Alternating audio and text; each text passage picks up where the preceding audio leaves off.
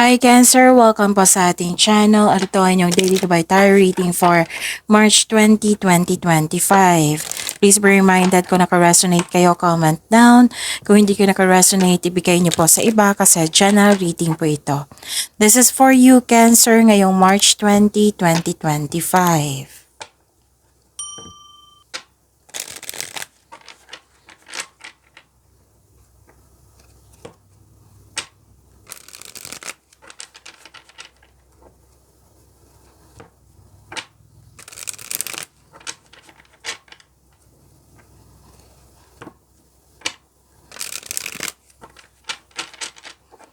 Para po ito sa inyo Cancer ngayong March 20, 2025.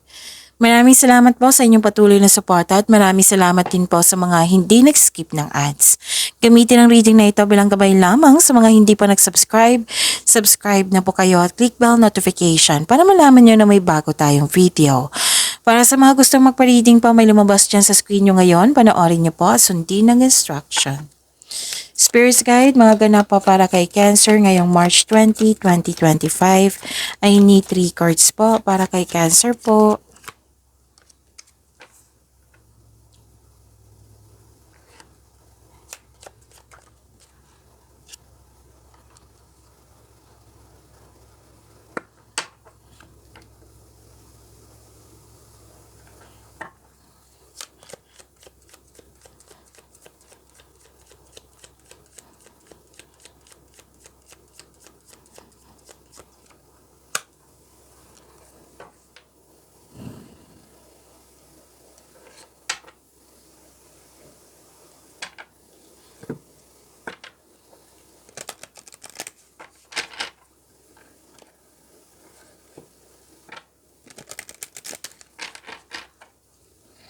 Spirits Guide, Angels, Archangels, Guardian Angels, message pa para kay Cancer ngayong March 20, 2025. I need 2 cards po.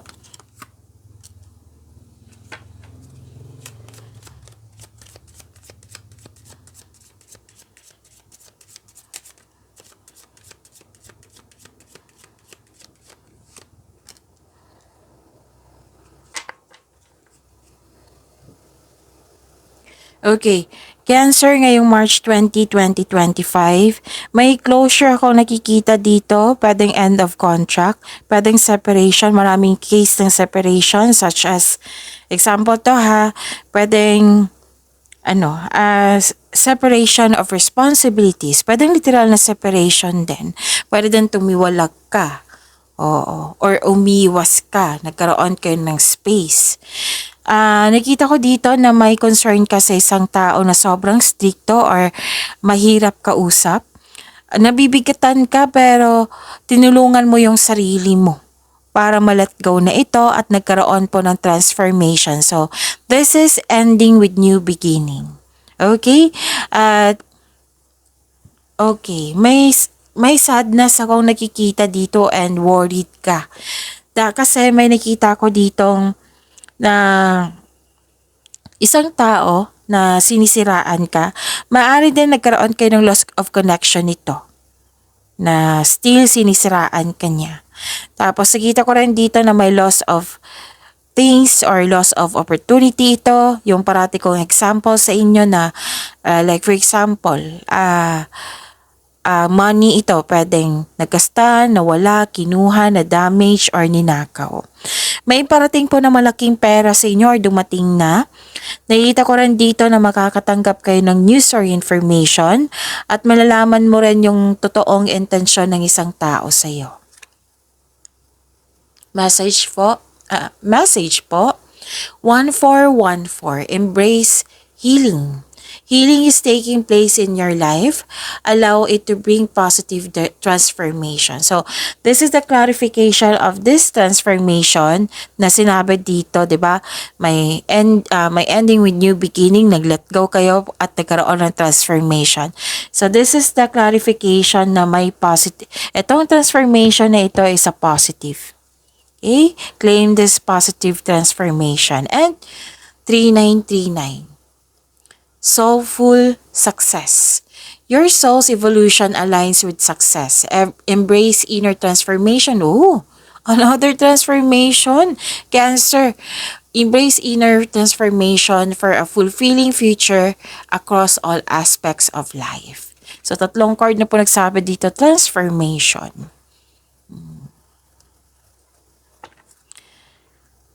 So, that is 1414 and 3939. Spirits Guide, ano po yung energy ni Cancer ngayong March 20, 2025? Wow. Parang nag-overthink kayo ngayon na. Okay. Cancer, kung may narinig kayo or may nakita kayong repeating message, meaning to say, pinupush ng cards niyan kasi ang ilan sa inyo hindi pa binigyan ng atensyon. Na kung maaari din po, bigyan niyo po ng solusyon at aksyon. Remember, Cancer, at the end of the day, alam mo na ikaw lang taong may kakayahan at responsable na gumawa ng sarili mong katotohanan at kinabukasan. So, ano yung energy ni Cancer po? Okay. Nakita ko dito na may hindi nagkasundo. Hindi nagkasundo, nagkaroon ng disbalance, frustration. Lumabas nga yung separation. Di ba may nabanggit ako dito sa oracle reading nyo na may separation? Andito rin sa tarot card nyo.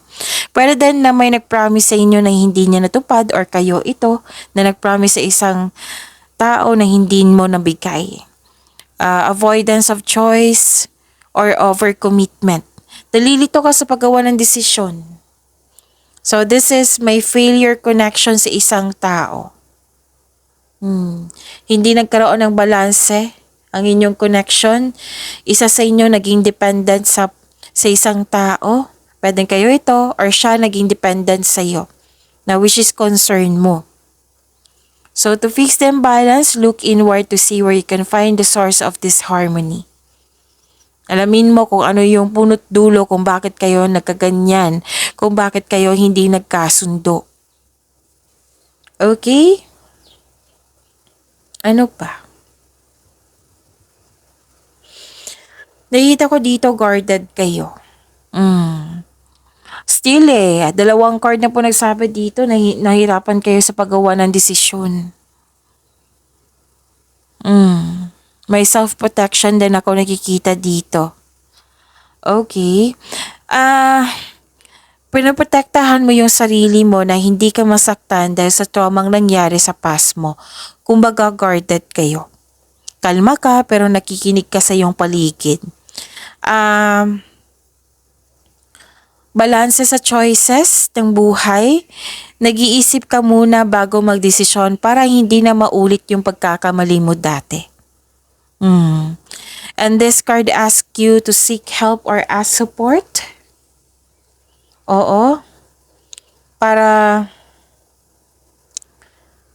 makatulong ito sa pagpagaan ng iyong isipan. Pero the best way, kung ikaw mismo yung magbibigay ng solusyon niyan, yung paraan, aksyon. Ikaw mismo ang nakikinig sa inyong sitwasyon at paggawa ng sarili mong pagkilos. Kasi magbibigay ito ng kaginhawaan na iyong hinahanap. So, ayaw mo nang masaktan, defensive kayo, guarded kayo. Okay, ano pa?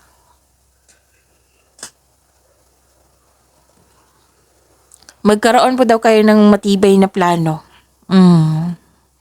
Natatakot ka mag-decide dito or iniiwasan mo talaga magkaroon ng failure. Kasi ayaw mo na mangyari yung mga nangyari sa nakaraan na hindi mo nagustuhan.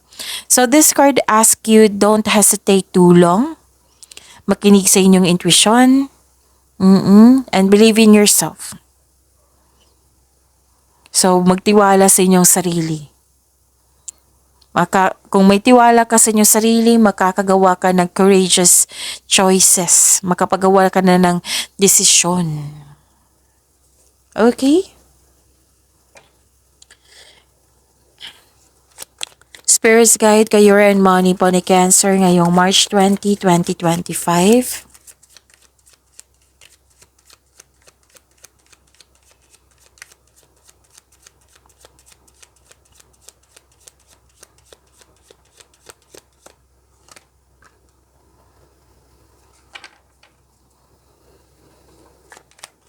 And the clarification of this card po.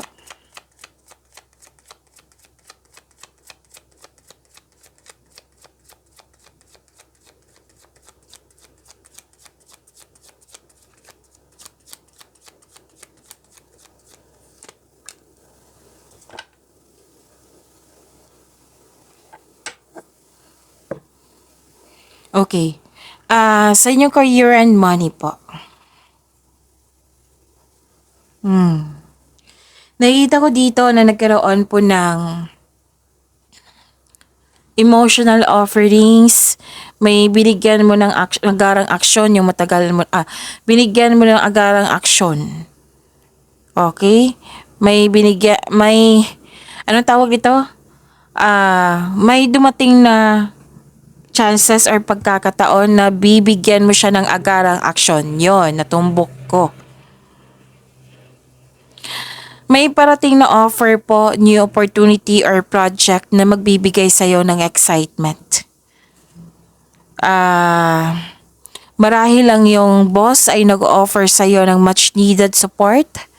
Pwede din pagtaas ng sweldo, allowance, posisyon. Pwede din na yung family ito na nagbigay ng support sa'yo. At nakikita ko rin dito yung pagtaas ng kita po. Kung feeling mo stagnant kayo ngayon, open your mind to the inspiration you need to make work more enjoyable for you.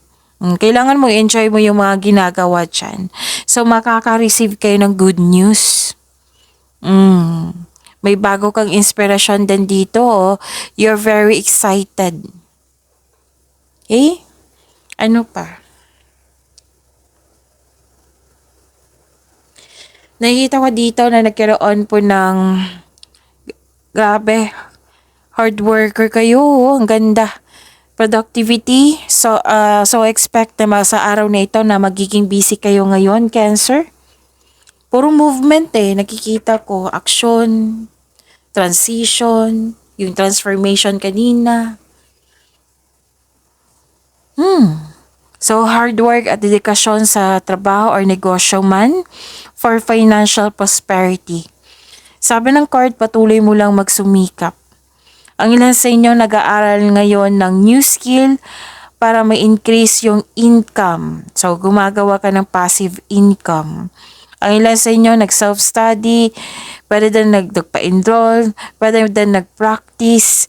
Oo, ito yung mga ginagawa mo, sabi ng card, it will lead you to abundance po. Magbibigay ito ng abundance sa iyo. So, trust that you can do anything at mag-set kayo ng clear intention. So, bagong kasanayan, kaalaman, this card reminds you kapag ginawa mo ang gusto mo, mamahalin mo ang ginagawa mo. So, tagumpay ito sa kaperahan Oo, tagumpay sa pananalapi at seguridad ay produkto na iyong pagsumikap at desisyon.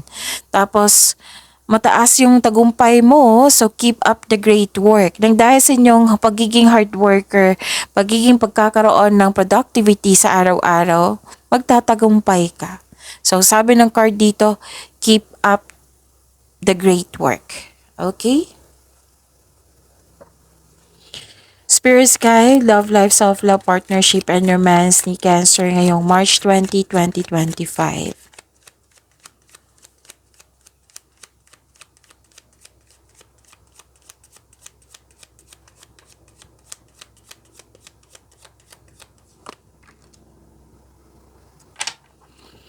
And the clarification of this card po.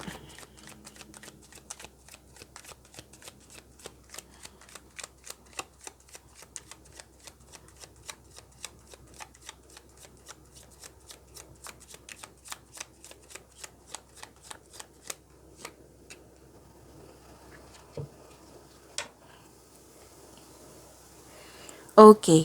Maraming salamat po sa patuloy na tiwala, suporta sa ating channel at maraming salamat din po sa mga hindi nag-skip ng ads. Okay.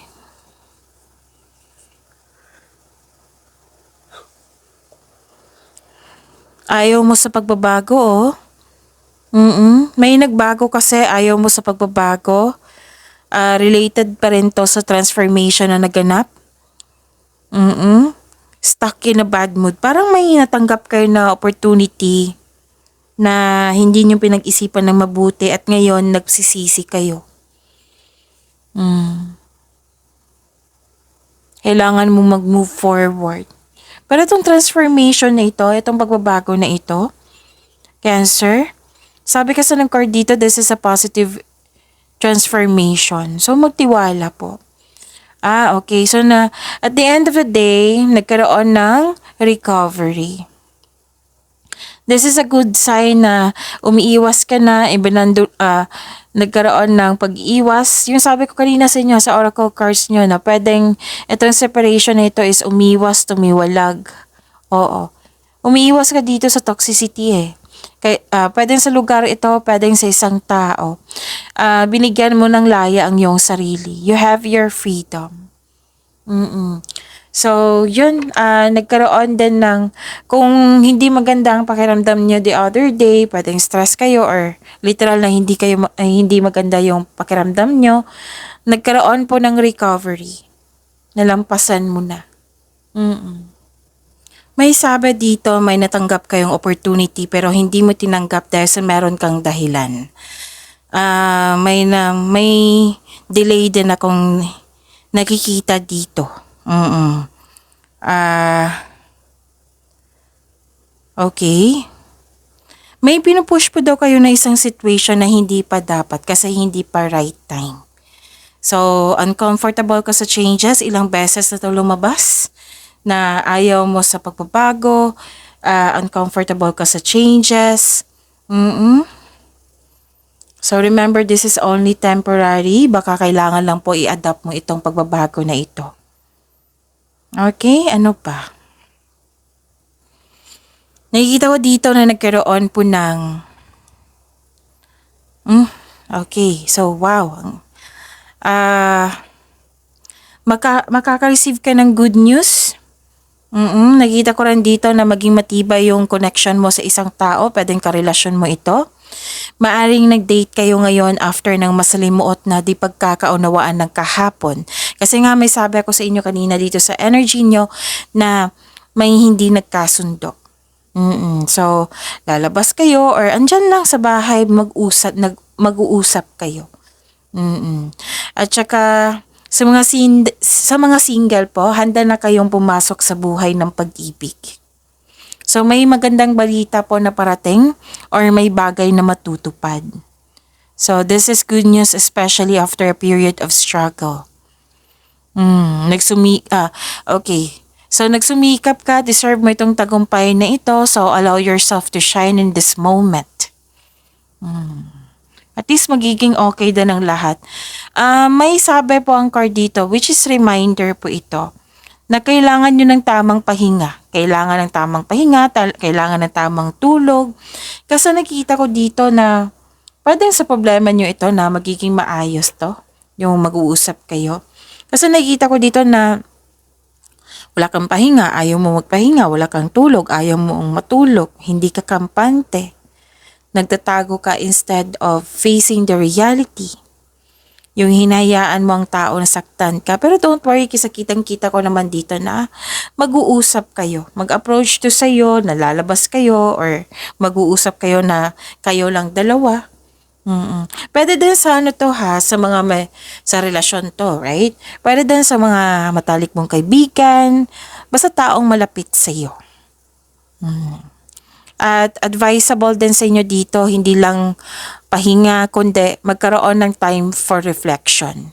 Yung self-reflection po. And yung sabi. So, bigyan ng panahon ng iyong sarili.